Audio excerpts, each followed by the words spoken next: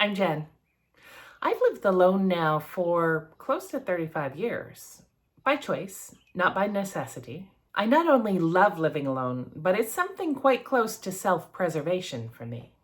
You see, I'm an introvert, and spending too much time with people, even people I like or love, is just overwhelming for me. But social norms are now starting to ease around this whole woman living alone dynamic. And as more and more of us are starting to choose our own happiness, our own care, and starting to live alone, we're kicking those outdated stereotypes right to the curb. So I get asked a lot of the time if I'm not lonely, why do I like living alone? Don't I want to have a partner? Don't I want to have somebody there? Don't I feel unsafe? And the thing is, no, I love living alone. I truly love living alone. And so I thought I'd put together a list. This is not a complete list by any means. And I'll ask you at the end of the video, leave me a comment on what some of the reasons are that you love to live alone. But my number one reason, this is not in any kind of an order. Number one reason that I love living alone is that everything is in the place that I left it. My car is parked in the driveway the way I like it. My keys to the car are in their spot. They are always in their spot. The TV remote is in the place where the TV remote goes. I have flashlights in every room in case of a power outage. I know where all the flashlights are supposed to be, and lo and behold, they're always in the right spot. Safety-wise, I also have fire extinguishers in specific places in my home, and they are always in the same place. So if there was ever a fire, I would know exactly where my fire extinguisher was or where the nearest one was, and I could get to it quickly and easily. And it would be there. Popcorn bowls are not the same as baking bowls. Baking equipment is in one cupboard and one drawer. Eating bowls are everywhere else. Kitchen scissors are in the kitchen. Craft scissors are in the craft box. Garden scissors are in the shed outside or in the garage. Now, I don't sew, but I do have friends who sew, and do not get them started on friends, partners, family members who use their fabric shears for anything but fabric. Picky, maybe, set in my ways, maybe, but it brings me peace of mind to know that things are where I expect them to be when I need them. Number two, everything in the fridge is mine. It's everything that I like, and nothing is empty and nothing is expired. I just can't eat anything that's expired or even within a couple days of the best before date. Now, I know that it's safe, I just can't do it. And I can't have it in my fridge. Opening my fridge and knowing that it's all for me and I know when I bought it is, again, just peace. Number three, I can be unreservedly selfish about self-care. Now, this is a big one when some people hear that I live alone and I'm indulging in some sort of self-care ritual that makes me happy and doesn't hurt anybody else and is none of their business. They say that I'm selfish, that I'm just living for myself, that I'm spending time and money and energy just on myself, not thinking of anyone else. Well, why wouldn't I think about myself and only myself in a one-person household? Of course I am. Number four, and anyone who owns a cat will agree with me on this. The number four reason that I love living alone is that the cat can't pull a fast one on me and pretend that she hasn't been fed. Anyone living in a multi-person household will have run into this if they have a cat, where the cat will be fed by one member of the household, the first one who gets up, and promptly as soon as the next person gets up, complains that they haven't been fed yet. Acts like they haven't been fed. There's a whole routine around it.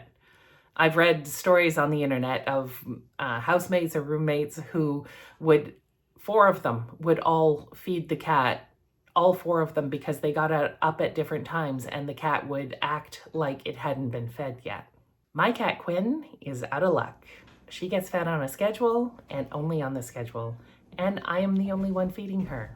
So all of the Shakespearean antics are lost on me. Number 5, I can take on a new task or try something new, and I can take forever to complete it or to try it, or I can just fail miserably at it. And I don't have to explain myself or explain why to anyone. It's just me. I mean, this YouTube channel is a great example of this. Some people from the comments I get on some of my videos, especially the ones about monetization, the comments make me feel like those people think that I just woke up one morning and decided, hey, I'm gonna make a YouTube channel. And then by noon, there it was, and I was uploading fairly decent looking videos and just, on my way. Spoiler alert, no, that was not how it happened at all. All of my very early videos suck. They are my cruise videos. They are still up on my channel, and you are more than welcome to go and watch them. I have no shame. They were early videos, but please be warned. I told you so. They suck. No, it is taking a lot of trial and error, a lot of time, a lot of profane language to learn how to edit these videos and make them and create them and get them up on YouTube on a schedule. There's a lot of work behind the scenes that I'm really appreciative that people think it's really easy for me, but I guarantee you that there's a lot more work that goes in behind the scenes than me just popping a video up every week. It's the same with when I made a video about putting LED light strips up in my garage on the cupboards in my garage. I'll put it up there. But I'll leave a link to it also in the description if you want to watch it.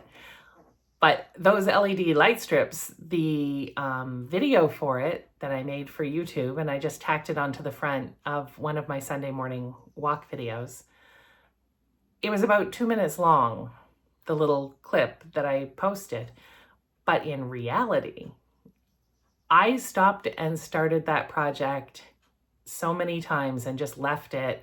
And then I would go back, and then I stapled through the line, and I had to stop and order a coupler and a repair kit on Amazon, wait for it to arrive, and then fix it, and then continue on. The actual filming of the video of me putting up the light strip, getting all the shots, took me probably 4 hours. And then, I had to edit it, and it came out to be 2 minutes.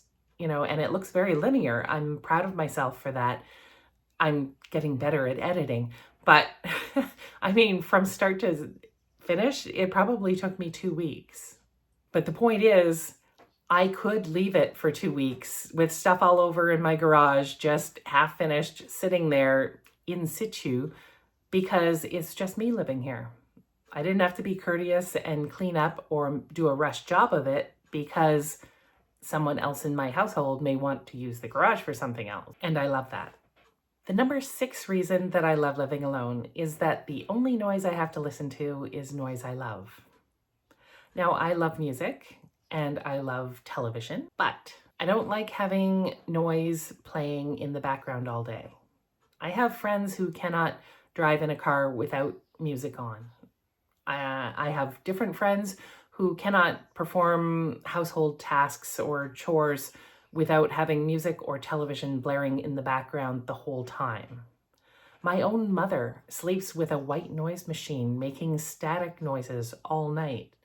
That would drive me batty. I like to have a nice soft jazz playing in the background over dinner, sure, but for the majority of my existence, I prefer to have silence or just the sounds of nature. Now, luckily, I live in a place where that's easy for me to get.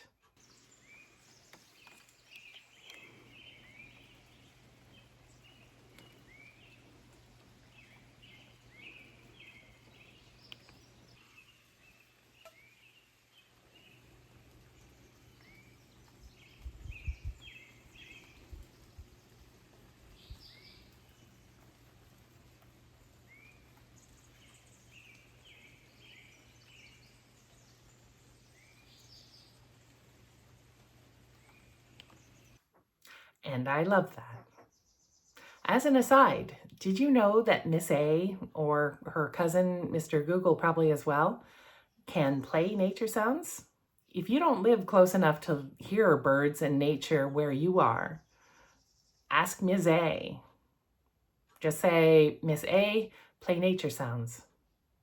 And she'll play ocean sounds as well. Miss A, play ocean sounds. Play forest sounds.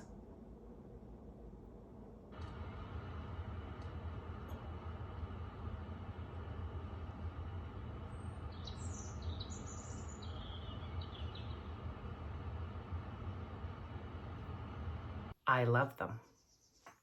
Number 7, I can leave dishes in the sink. And I like that. I love it, actually.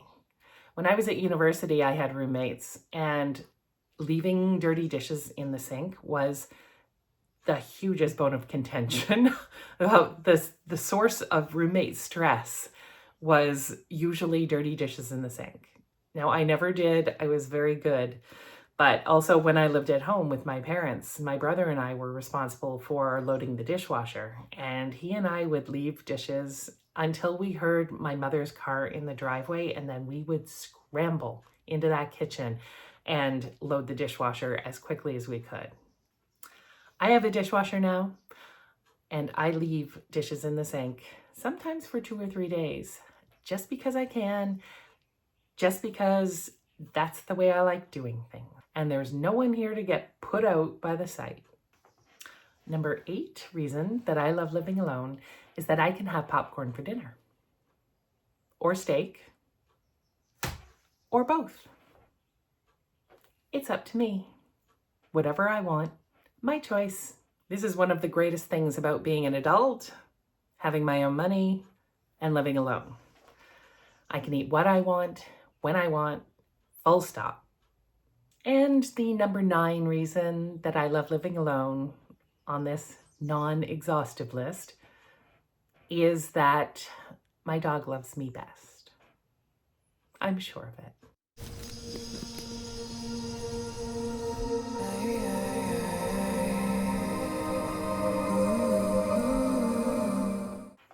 I know that there are many more reasons to love living alone, and I would love to read your comments. Leave me one.